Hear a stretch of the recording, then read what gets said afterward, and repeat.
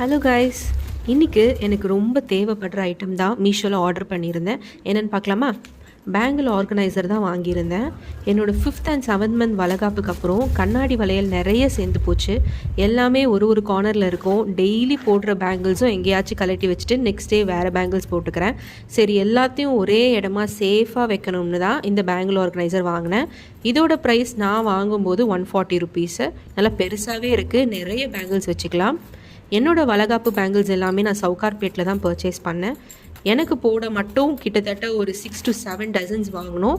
அது இல்லாமல் வரவங்களுக்கெலாம் கொடுக்க ஒரு 26 to 28 டசன்ஸ் வாங்கினோம்.